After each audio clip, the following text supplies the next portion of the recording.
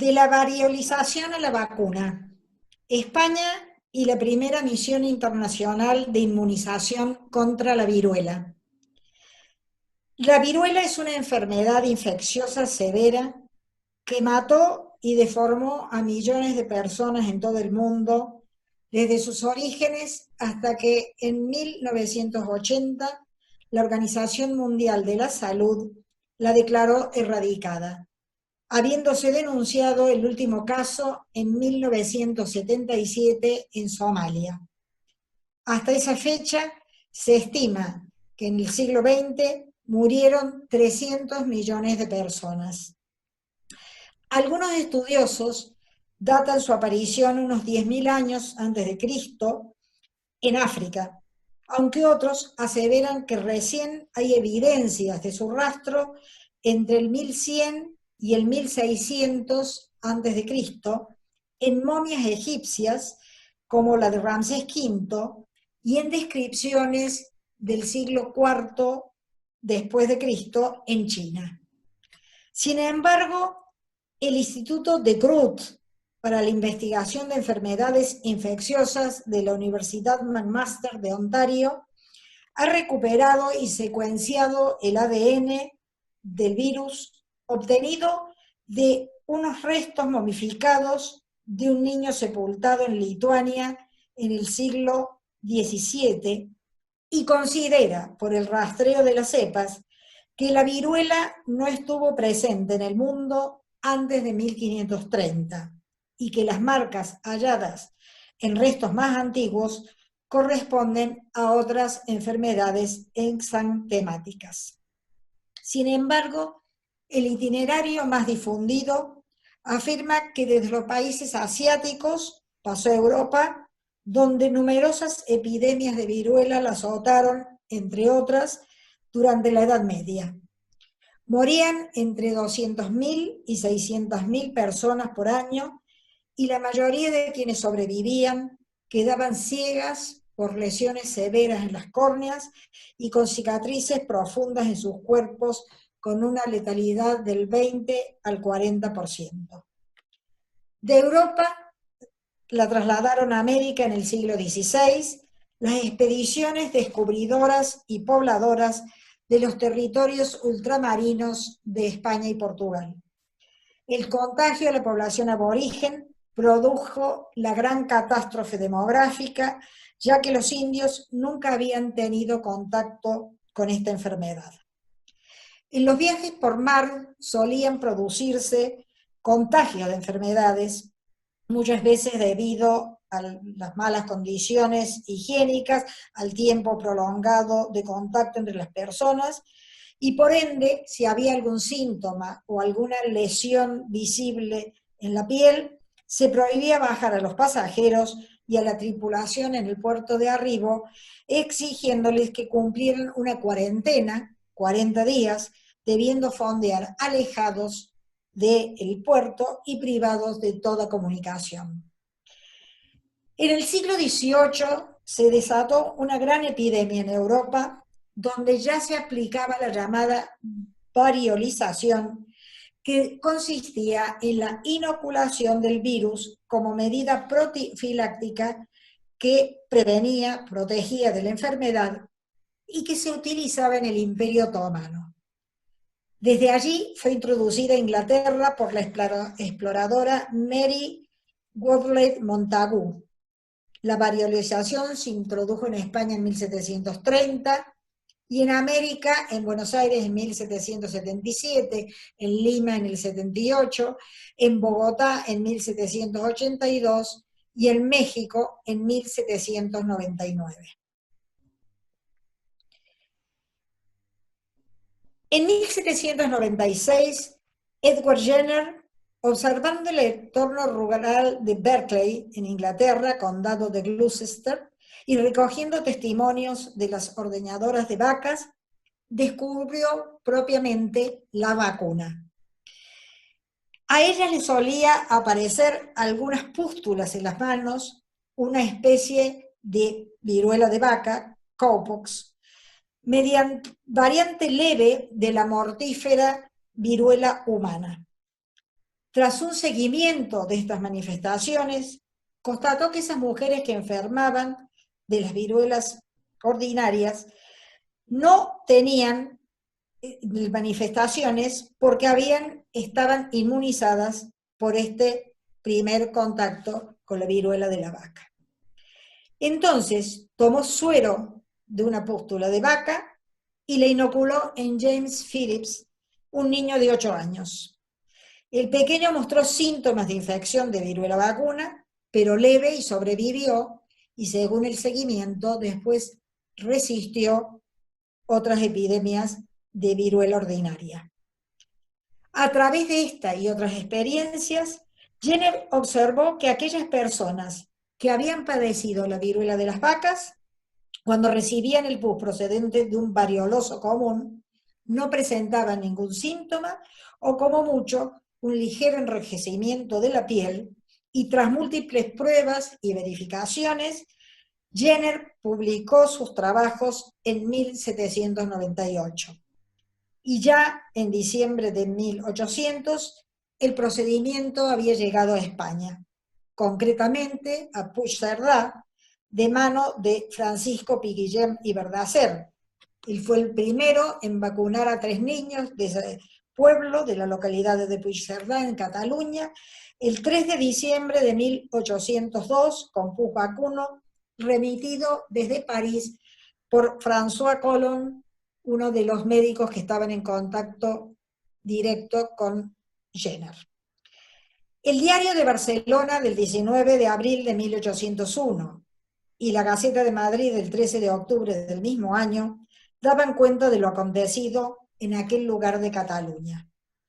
La actividad de observación, control y práctica fue continua en Inglaterra, Francia y España, comunicándose los médicos más destacados sus resultados para poner en común tanto las aprobaciones como las objeciones.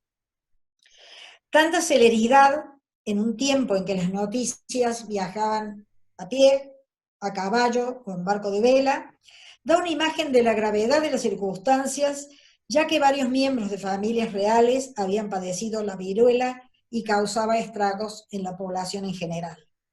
Reyes, infantes y príncipes herederos murieron, como el príncipe Baltasar Carlos en 1748, y a Carlos IV le tocó muy de cerca porque fallecieron varios de sus hijos.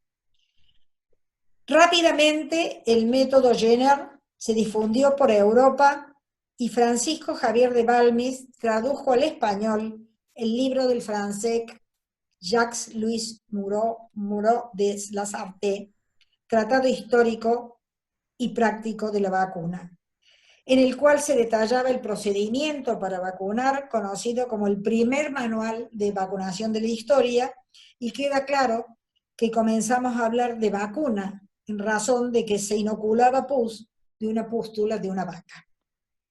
Carlos IV, al tanto de todo lo que pasaba en su imperio, apoyó la propuesta de Francisco Javier de Balmis y aportó los datos y los fondos necesarios del Real Erario para trasladar la experiencia a ultramar con la Real Expedición Filantrópica de la Vacuna, que partió de la península en 1803. El éxito radicaba en tomar una lanceta, materia vacuna, de la pústula de la vaca, y hacer una incisión en un brazo o en una pierna. Muy pocos presentaban algún pequeño malestar general, pero a todos se les hacía en el lugar como un grano de pus, y al 9º día, en que ese grano parecía un humor diáfano y plateado, se debía tomar materia para inoculársela a otra persona y mantener el virus vivo, a falta de otro modo de conservación. Otra posibilidad que existía era colocar el fluido entre cristales que se lacraban y se envolvían con paños negros para preservarlos del aire y del sol, pero se corría el riesgo de que se secara y perdiera efectividad. El propio Jenner fomentó la expansión de su método al efectuar numerosos envíos de vacuna a Francia, Suiza, Alemania y España, a la par que resolvía dudas a través de una nutrida correspondencia.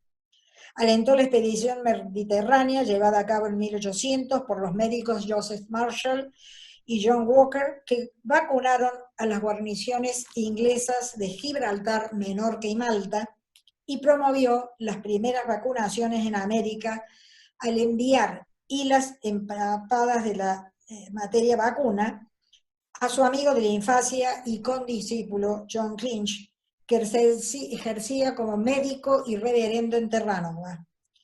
Allí practicó numerosas inmunizaciones en los asentamientos de Trinity y St. John a principios del 1800. Como el virus no vive sin huésped humano, la expedición que de hoy planificó Francisco Javier de Balmis podía realizarse solo encontrando un modo seguro para transportar el virus vivo en tan largo viaje a través del Atlántico. La única posibilidad era trasladarlo de persona en persona, y debían ser niños, para estar seguros de que no habían estado en contacto con viruelas ordinarias, ya que un adulto podía estar inmunizado sin haberse manifestado externamente la viruela. Es así que se decidió llevar niños del Hospicio de La Coruña, de buena salud, que conocían el mar, aunque no habían estado nunca embarcados, y los elegidos fueron varones entre 3 y 9 años, quienes habían sido abandonados en la propia institución o en los tornos de los monasterios. Nadie reclamaba por ellos y pocos tendrían oportunidad de ser adoptados, porque no era una práctica usual en familias de por sí numerosas.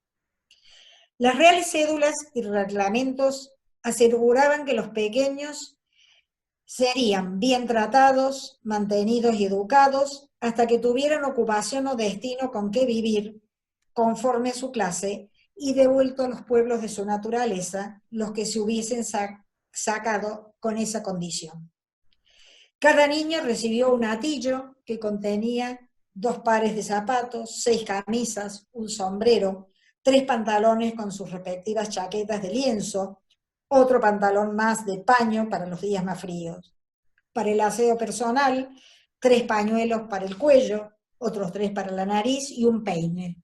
Y para comer, un vaso, un plato y un juego de cubiertos que consistía en una cuchara y un tenedor. Balmis recibió el material vacuno en Madrid y de allí, con entre 6 y 10 niños, se trasladó por tierra a La Coruña. Y el 30 de noviembre de 1803 embarcaron en la corbeta María Pita los 22 niños vacuníferos, como se les llamó, junto con el médico Francisco Javier de Balmes, director de la expedición, José Salvani Leopard, vicedirector, Manuel Julián Grajales, ayudante, que fue hacia Chile y la actual Argentina, junto con Antonio Gutiérrez Robledo. Todos ellos eran médicos, algunos recibidos en universidades de Barcelona y de Cádiz, y otros les faltaba la parte de cirugía. Y los ayudantes fueron, como he dicho, los Grajales y Robledo, y como practicantes Francisco Pastor y Francisco Pérez.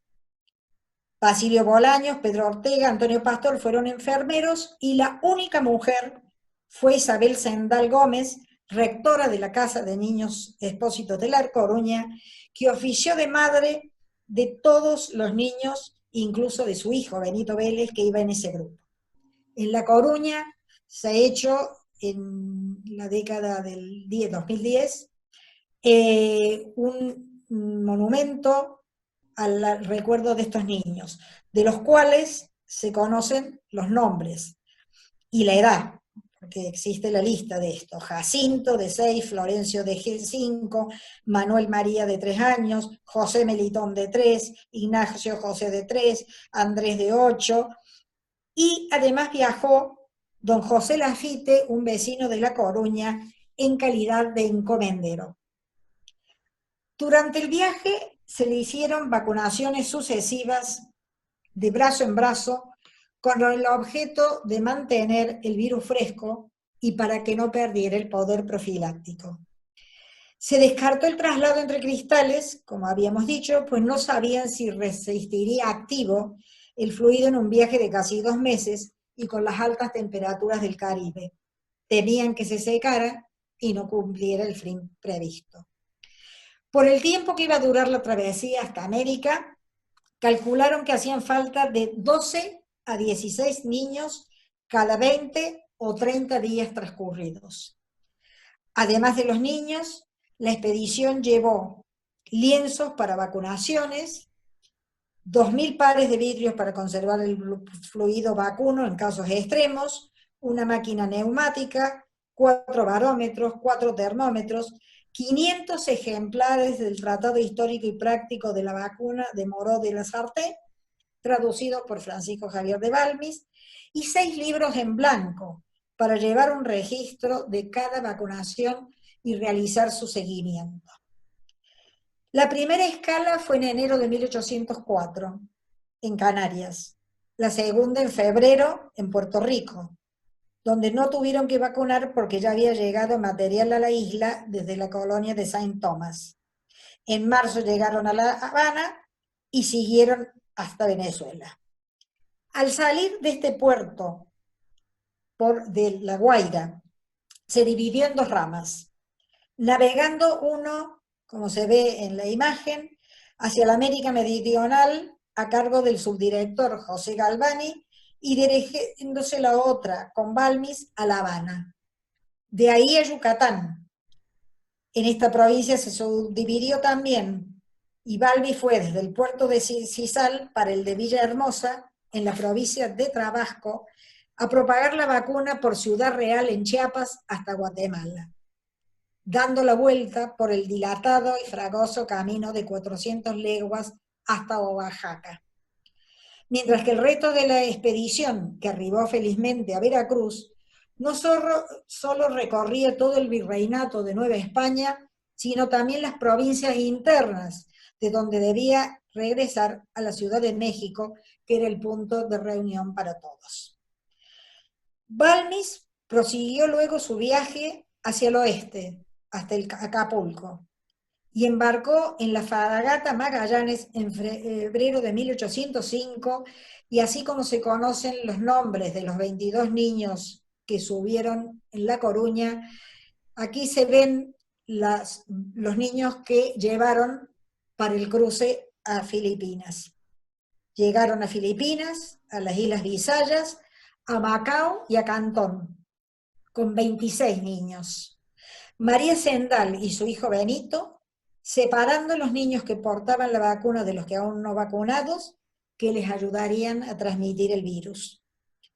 Balmis regresó a España en 1806 en el barco Bon Jesús de Alem, luego de vacunar a los habitantes de la isla de Santa Elena, para arribar a Lisboa en agosto de 1806 y a Madrid en septiembre del mismo año, siendo recibido por Carlos IV, al que dio cuenta del resultado de la expedición.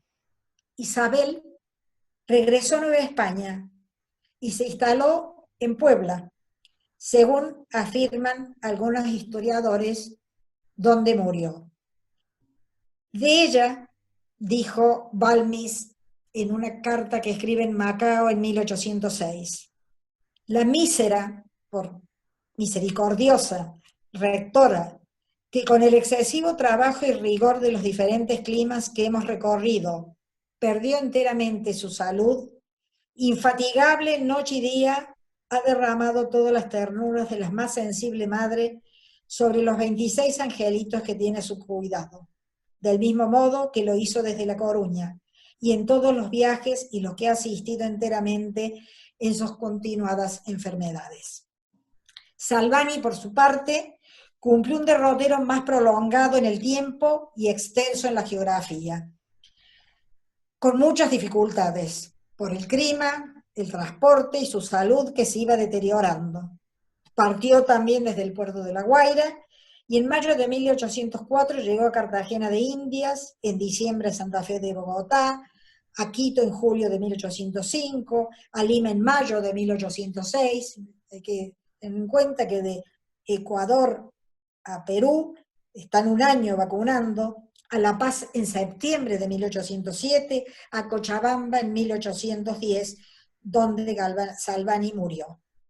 La misión continuó dirigida por Manuel Grajales, quien fue desde Lima hasta Santiago de Chile, y a partir de 1808 extiende la vacunación a Valparaíso y Concepción hasta llegar a San Carlos de Chiloé en enero de 1812.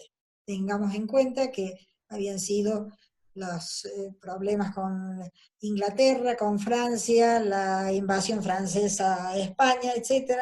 Y esta expedición seguía vacunando por América. De este modo quedaron protegidas ciudades y poblados rurales de Panamá, Colombia, Ecuador, Perú, Chile y el Virreinato de La Plata, hasta arribar a Buenos Aires. Se calcula en 1 millón el número de vacunaciones realizadas, cifra considerable para la época, que coloca a España como la protagonista de la mayor hazaña sanitaria realizada con fines preventivos. Aunque los niños que participaron como elemento fundamental de la vacunación fueron muchos, como he dicho, solo se identifican con nombre y apellidos los que embarcaron en La Coruña y los que Balmis llevó a Filipinas. En cada lugar requerían nuevos niños, que eran proporcionados por los hospicios o en muchas oportunidades entregados por sus padres a cambio de algún dinero para poder mantener a sus extensas proles. Los galleguitos, como se les conoció a los que habían llegado de La Coruña, fueron adoptados en México por familias locales ya inmunizados. No fue fácil en algunos lugares convencer a las autoridades civiles de los beneficios de esta misión, aunque estaba avalada por la corona, lo cual ocasionó problema en la marcha de la misma, que sin embargo nunca cortó la cadena del fluido en condiciones de inmunizar. Los padres de San Juan de Dios, los conocidos como los juaninos, y los betlemitas ayudaron a esta expedición en aquellos lugares donde estaban asentadas sus órdenes hospitalarias. Cuando el gobierno civil de algún lugar se resistía a apoyar la tarea, Balmis recurría a los obispos, quienes incluso mantuvieron a su costa a los niños y los proveyeron de lo necesario, como lo hizo el obispo de Guadalajara, antigua Nueva Galicia, Juan Cruz Ruiz de Cabañas, que envió a su costa 6 niños, proporcionándole la ropa y demás elementos necesarios para su vida diaria. En cada lugar se formaron juntas de vacuna, o casas de la vacuna, que constituyeron una red de centros creados para conservar, preservar y transportar el fluido vacuno en óptimas condiciones hasta los lugares de vacunación. Disponían de un reglamento con instrucciones sobre las características que debía tener el puesto, el lugar de vacunación, separado de la Junta, y cómo efectuar el censo de los vacunados y de las personas por vacunar, atendidos por encargados locales capacitados para concretar este seguimiento. Los lugares de vacunación debían mostrar carteles iluminados, obviamente por velas, para que día y noche se supiera a dónde acudir. Este mecanismo permitió articular sanitariamente los territorios y constituir la primera red de salud pública de los futuros países independientes. Las juntas en general estaban formadas por los llamados sanitarios o vocales científicos, autoridades eclesiásticas, militares y vecinos con celo patriótico, dicen los documentos. Esta diversidad de personas tenía como fin sensibilizar a todos los grupos sociales de la ciudad sobre la necesidad de vacunarse. La ubicación material de la Junta fue estratégica porque no quisieron asociar la vacunación con la enfermedad, y entonces eligieron lugares que no se identificaran o no estuvieran dentro de orfanatos ni de hospitales. Y el aspecto facultativo no estuvo relegado, ya que se estableció que las vacunaciones fuesen periódicas y en solo 3 o 4 personas a la vez, dado que la maduración del pus se estimaba en 9 días. En cada mes se ejecutarán únicamente 3 vacunaciones en 9 o 12 personas. Los médicos eran los encargados de transmitir el fluido brazo a brazo y de conservarlo entre vidrios si era necesario.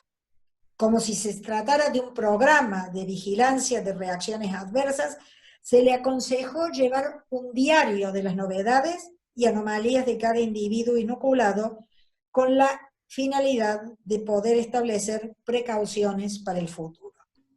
Ya independientes, Simón Bolívar pidió desde Cuenca, Ecuador, a la Junta de Vacuna de Caracas, que estaba en zona realista, fluido para inocular a toda su tropa. Un modo de promover la vacunación fue hacer partícipes a enfermeros locales y difundir las acciones a través de la prensa.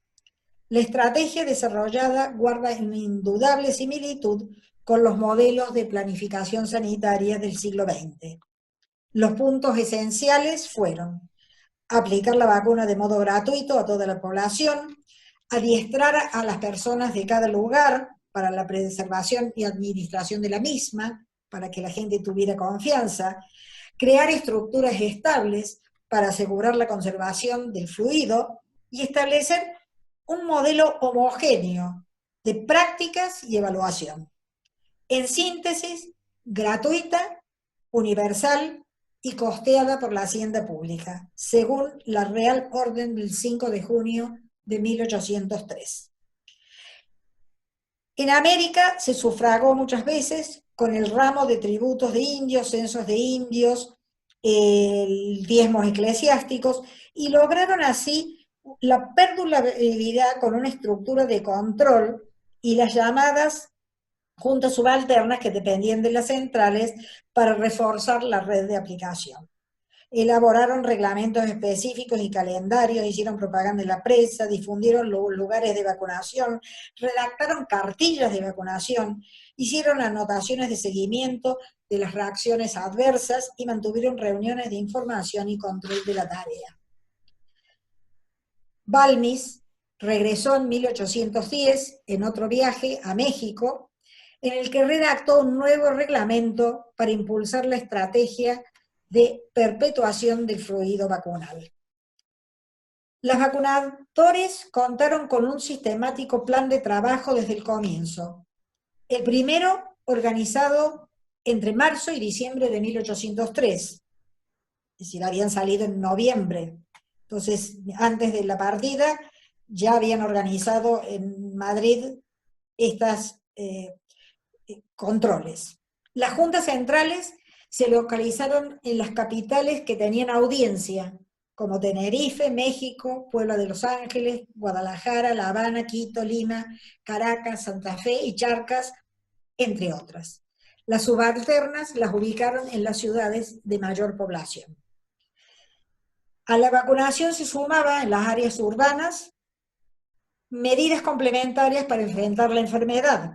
A pesar de la falta de conocimiento sobre sus verdaderas causas, trataron de mejorar la higiene, el saneamiento, ordenaron restricciones de movimiento de la gente y de las mercancías, se ordenó el aislamiento de los que estuvieran infectados o su traslado a hospitales periféricos llamados casa de apestados, y se practicaron enterramientos comunes en lo que se llamó foso de pestosos, en cementerios extramuros, y se quemaban las pertenencias. El poeta venezolano-chileno Andrés Bello escribió una oda a la vacuna, en la que dice: ilustre expedición, la más ilustre de cuantas el asombro de los tiempos guardó la humanidad reconocida. Los antecedentes de la expedición de la vacuna se encuentran en las expediciones del siglo XVIII español a Quito para la medición del arco meridiano terrestre en el Ecuador, realizadas por Jorge Juan, Santa Silla y Alejandro Ulloa, en 1735, la de tantos botánicos españoles, Hipólito Ruiz, José Pavón, Francisco Hernández, Mutis, Celestino Mutis, en Nueva Granada, y de Alejandro Malaspina. A modo de reflexión diremos que la inmunización perfecta contra las enfermedades contagiosas es infectarse estando sano con el mismo mal que se quiere evitar.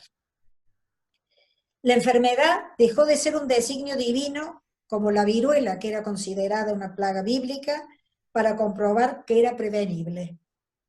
La Real Expedición Filantrópica de la Vacuna, o Expedición Balmis, tuvo por finalidad propagar la inoculación de la materia vacuna en América mediante una expedición científica planificada por los médicos de Cámara y el Consejo de Indias.